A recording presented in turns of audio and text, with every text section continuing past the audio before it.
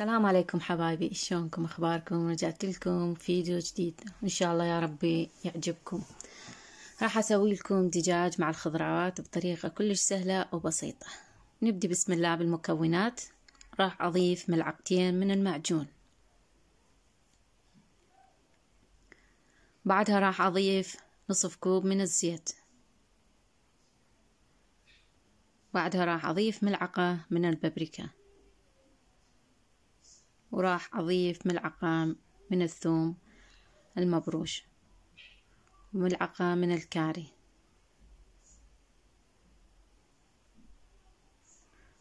وراح أضيف ملعقة من الكمون، وبعدها راح أضيف ملعقة من الفلفل الأسود، وملعقة من الزنجبيل، وراح أضيف ملح، والملح حسب رغبتكم.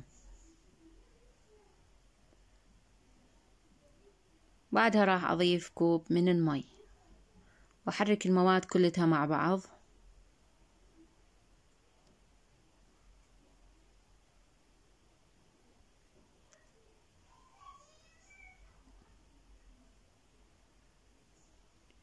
هسه راح أضيف هاي الكمية من صدور الدجاج والكمية طبعا حسب الرغبة.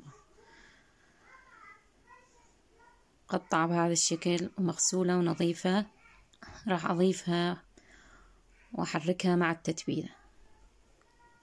بعدها راح أضيف حبتين من البصل حجم متوسط،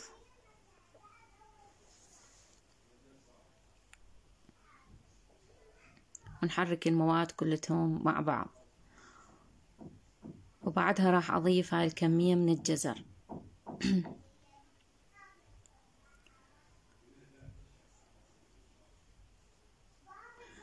وبعدها راح أضيف كمية من البطاطا،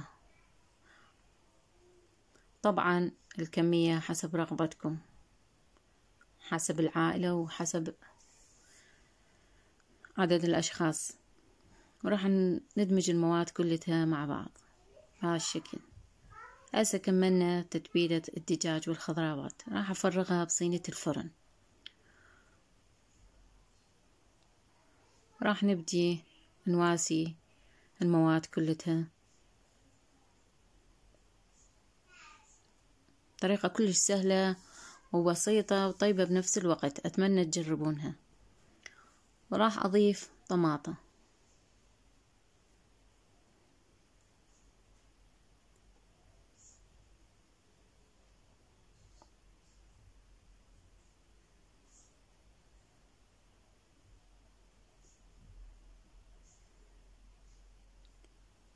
وبعدها راح أضيف الفلفل.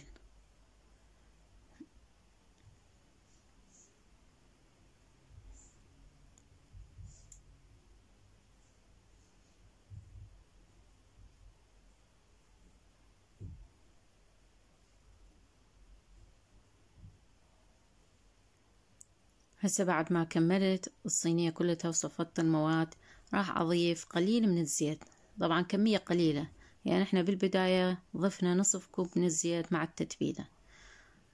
راح أضيف كمية كلش بسيطة، وبعدها راح أضيف كرفس أو معدنوس اللي متوفر عندكم حسب الرغبة. وبعدها راح أغطيها بورق الزبدة وورق الألمنيوم وأدخلها للفرن. بعد ما تستوي عندي راح أرفع عنها ورق الزبدة والألمنيوم وأشغل الشواية وحمر الوجه، وهذا يكون شكلها. وسهمكم العافية، وإن شاء الله يا رب يعجبتكم الوصفة، ولا تنسوني باللايك والاشتراك، وانتظروني في فيديو جديد، ومع ألف سلامة.